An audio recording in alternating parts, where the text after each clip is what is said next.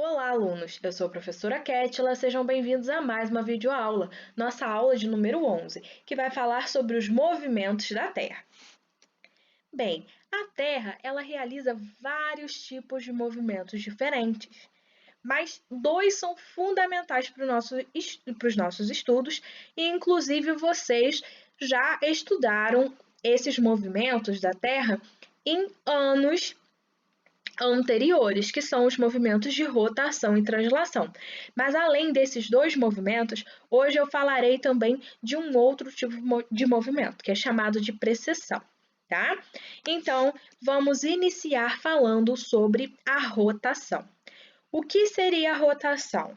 Bom, a rotação é o nome do movimento que é dado quando algo, gira em torno do seu próprio eixo. Então a gente chama isso de rotação.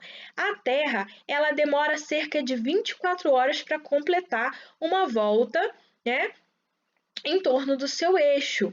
E esse movimento aí que vai ser responsável então pelo Sol nascendo a leste no horizonte e se pôr a oeste, tá bom? Então, na parte do planeta, que está voltada para o Sol é dia e na parte contrária vai ser noite, conforme vocês vão ver aqui agora, nessa animação. Então, nós percebemos que desse lado aqui é noite e nessa parte dia. E conforme o planeta vai girando, vai formando então o dia e a noite, que são esses períodos aí definidos, nas diversas regiões do planeta inteiro, tá bom? Translação, que também é um movimento da Terra que vocês já conhecem. Esse movimento de translação é um movimento que a Terra ela faz ao redor do Sol. E esse movimento ele se repete a cada 365 dias e 6 horas, definindo um período que a gente chama, um período de tempo que a gente chama de ano, O ano terrestre, 365 dias e 6 horas, que o planeta demora então para dar uma volta completa ao entorno do nosso astro, da nossa estrela, o Sol.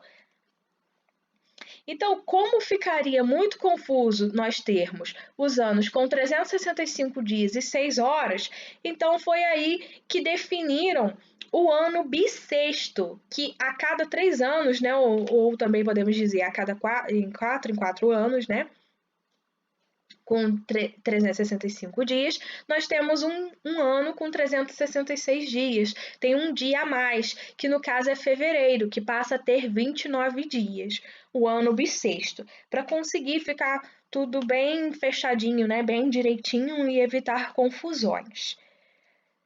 Agora, então, vou falar do movimento de precessão, que talvez seja um movimento que a Terra faz que vocês ainda não conheciam. Bom, se vocês repararam lá atrás, logo quando eu comecei a mostrar os movimentos da Terra de rotação e de translação, não sei se vocês repararam, mas o eixo da Terra ele não é perfeitamente vertical, em relação à órbita dele, que é aquela trajetória que a gente disse que é definida. A órbita é uma trajetória definida, ao entorno do Sol. Então, o eixo da Terra, ele não é perfeitamente vertical em relação a essa órbita. Faz um ângulo, na verdade, de 23,5 graus. E o movimento de precessão vai ser, então, um movimento circular aqui, olha, acompanhando essa seta, em relação à órbita terrestre. Então, vai formar exatamente aqui como mostra esse GIF, vai formar uma elipse, Essa precessão vai formar uma elipse. Só que esse movimento que aqui está muito rápido, para vocês entenderem melhor como ele funciona, na verdade é um movimento que leva 26 mil anos, para completar essa volta. E a gente pode comparar até mesmo com um peão. Se a gente reparar aqui, olha, ele está fazendo o movimento de rotação e também o movimento de precessão, que é esse movimento, que no caso do nosso planeta é bem mais lento, né? E a gente pode comparar com o peão, porque eu não sei se vocês já perceberam quando a gente joga um peão, ele dá uma inclinada assim, né? Ele vai inclinando, então fica mais fácil da gente compreender esse tipo de movimento.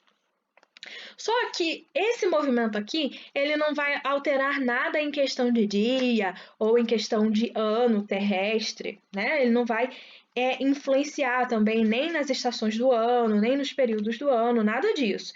A única mudança, né, que vai ser perceptível, né, que a gente vai conseguir visualizar, está relacionado às estrelas, né, que durante algum período do ano elas podem estar visíveis em determinado hemisfério e em outro período do ano podem não estar visíveis, como é o caso do cinturão de Órion. O cinturão de Órion, essa imagem que está aqui no fundo, se vocês repararem, vocês já devem ter ouvido falar dele, né? Que são as Três Marias também, que as pessoas geralmente falam, que são essas três estrelas aqui que ficam alinhadas bem próximas umas das outras. Em determinado período do ano, se você observar o céu, você não vai conseguir localizar essas estrelas devido a essa questão da precessão, né? Devido a esse movimento. Algumas constelações vão poder ser vistas em alguns períodos do ano e outros não, tá? Inclusive no livro de vocês também tem a ilustração de uma outra constelação, que é a constelação de Escorpião, tá? Que vai ser visível em um hemisfério e em outro hemisfério não vai ser visível, dependendo aí do período do ano. Então também é um movimento bem fácil, né, da gente compreender como funciona. Vamos agora, então, às estações do ano. O que são as estações do ano? Elas vão ser subdivisões do ano de acordo com os padrões climáticos, né? E nós conhecemos as estações do ano, que são verão, inverno, outono e primavera. Eu falei nessa ordem, mas vocês vão entender por quê, né? Por que eu não falei primavera, verão, outono e inverno, tá? Então, olha só.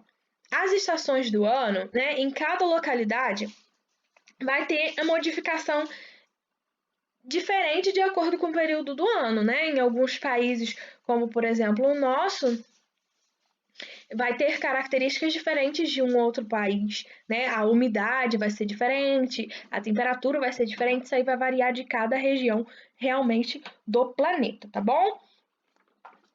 E, no caso, as características locais, como latitude, altitude e a quantidade de água, elas vão então provocar variações em relação ao padrão de temperatura muito elevado no verão, ou quedas de folhas de vegetação no outono, temperaturas muito baixas no inverno, desabrochar das flores na primavera, tá? Agora, o que causa as estações do ano diferentes no hemisfério sul e no hemisfério norte? Por que que quando é verão em um hemisfério é inverno no outro hemisfério, por exemplo, né? Por que que acontece isso? Não sei se vocês já chegaram a estudar essa parte. Se já viram, a gente revisa, né? Se não, a gente já tem uma oportunidade para aprender, tá?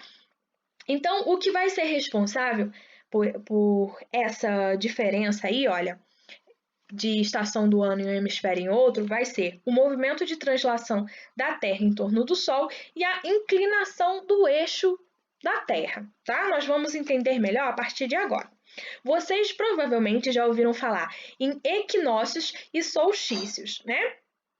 Nos solstícios, pessoal, vai ter uma maior incidência solar sobre os hemisférios, tá? O hemisfério sul ou o hemisfério norte.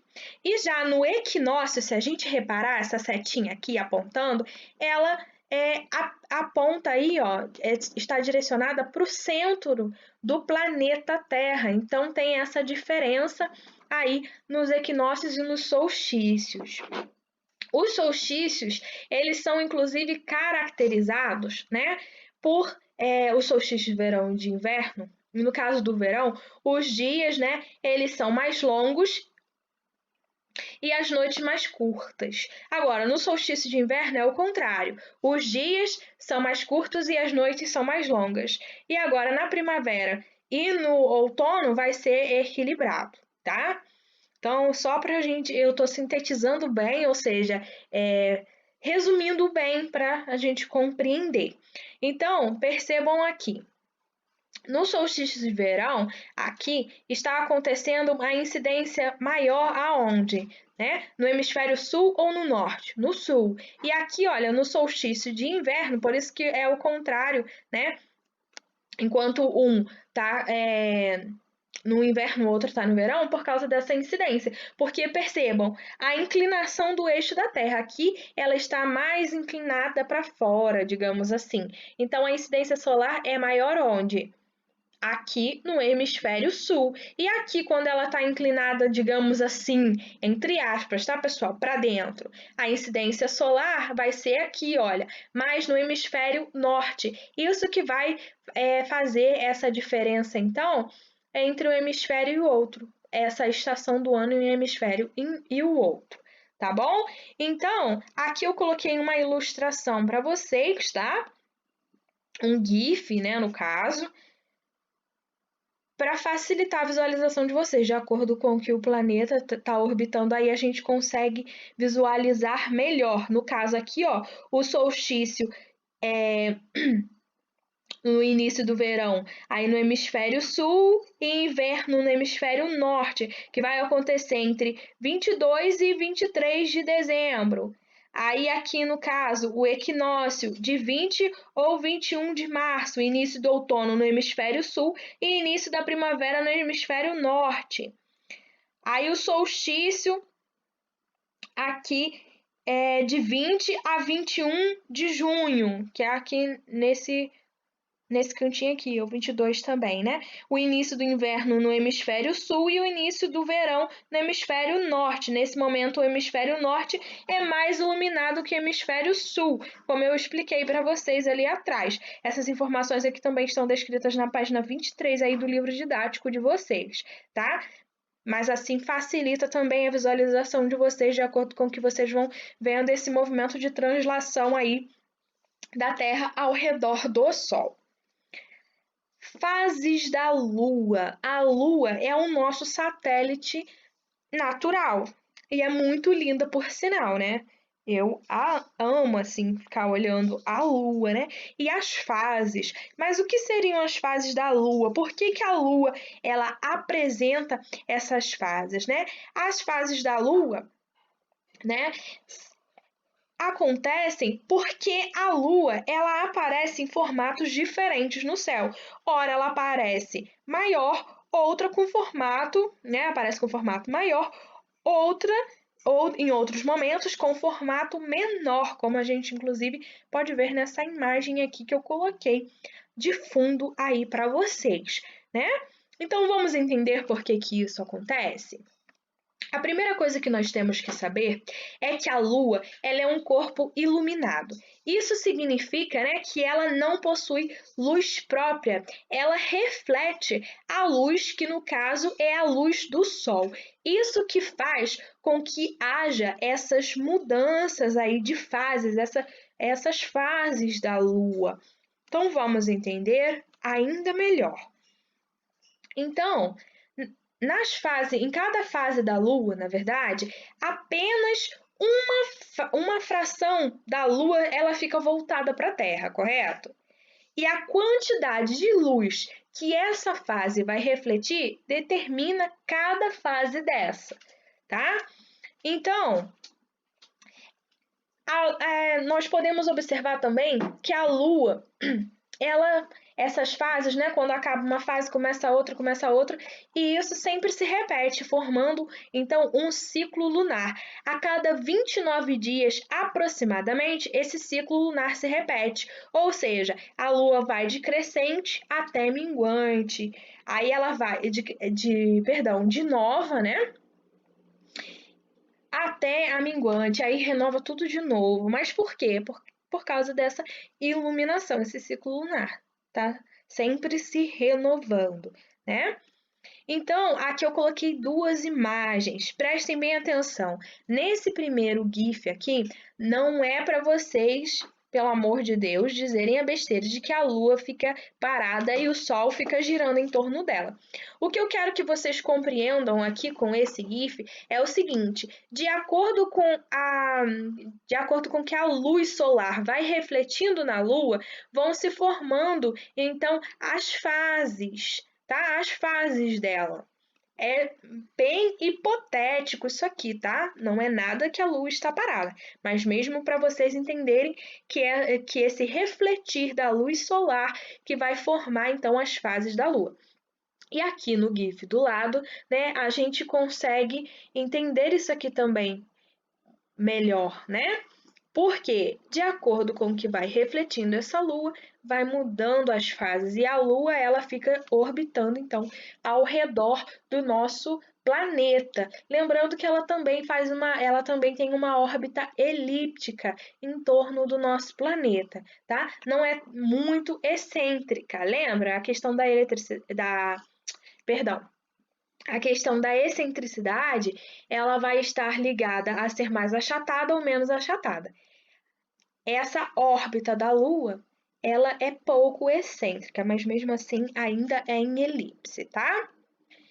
E como que ocorre o fenômeno da superlua? É muito bacana, né? Eu nunca tive a oportunidade de ver esse fenômeno acontecendo, mas eu já vi várias fotografias e é muito legal. Por que que a Lua ela parece estar maior? Por isso que é chamado fenômeno de superlua. Como eu acabei de dizer para vocês, a órbita da Lua ela é elíptica. Então, dessa forma, né, vai existir pontos em que a Lua ela vai estar mais próxima da Terra, inclusive tem um nome que a gente chama de perigeu. Lembram do afélio e do periélio lá da órbita elíptica do nosso planeta? Periélio de perto do Sol, aqui é perigeu, perto da Terra, né, perto do nosso planeta. Então, quando a Lua ela está mais próximo da Terra, a gente chama de perigeu. Se nesse momento em que ela estiver no perigeu, né, a órbita dela estiver mais próxima da Terra, coincidir com a Lua cheia, aí nós temos esse fenômeno que é chamado de superlua. E ela vai parecer, então, estar bem maior. É um fenômeno lindo, né, pessoal? Então, só para a gente entender um pouco mais, isso aqui é uma curiosidade e se encontra também aí no livro didático de vocês. Vocês podem pesquisar também mais a fundo, né? Caso vocês queiram, né? Para aprofundar todos esses conhecimentos. Lembrando que tudo isso também está aí no livro didático. Agora, vou explicar para vocês, né? Como acontecem os eclipses solares e lunares, né? O eclipse solar e lunar. Então vamos lá. Primeiramente, nós precisamos entender o que é eclipse, né? O que significa essa palavra. Então, significa interceptar, ofuscar ou tirar de vista. Isso que significa eclipse. E como que acontece o eclipse solar? O eclipse solar, ele vai acontecer quando a Lua ela se posiciona entre a Terra e o Sol, eclipsando a estrela, ou seja, ofuscando aqui a luz de um determinado ponto na Terra. Então, aqui, nesse pontinho aqui, nós temos o eclipse total, porque naquela região ali vai ficar totalmente na sombra, né? E tem a região de penumbra, que é essa parte aqui, né? Onde não vai ficar completamente escuro, tá bom? A gente também chama de eclipse parcial. Eclipse lunar. Como que ocorre esse tipo de eclipse? Vai ocorrer quando a Terra ficar no meio do caminho entre o Sol e a Lua, como vocês estão vendo aqui nessa imagem. Então, isso vai impedir que a Lua seja iluminada, né, pelo Sol. Então, vai ficar escuro. E o mais legal do eclipse é que a gente consegue ver o processo, assim, né, de quando a Lua ela está sendo encoberta, assim, né, não há mais, né, a luz refletindo nela. Então, isso que é muito interessante do eclipse lunar. Eclipse lunar eu já vi alguns, né? Eclipse solar que eu não lembro de ver nenhum. Então, pessoal, agora eu vou pedir para que vocês façam os exercícios da seção Atividades do livro didáticos, das páginas 29 e 30, que vocês façam os exercícios da seção Hora de Estudo do livro didático, das páginas 32 e 33, perdão, e que vocês façam os exercícios do livro de atividades das páginas 12 a 15, ok? Bons estudos, um abraço e até a próxima aula!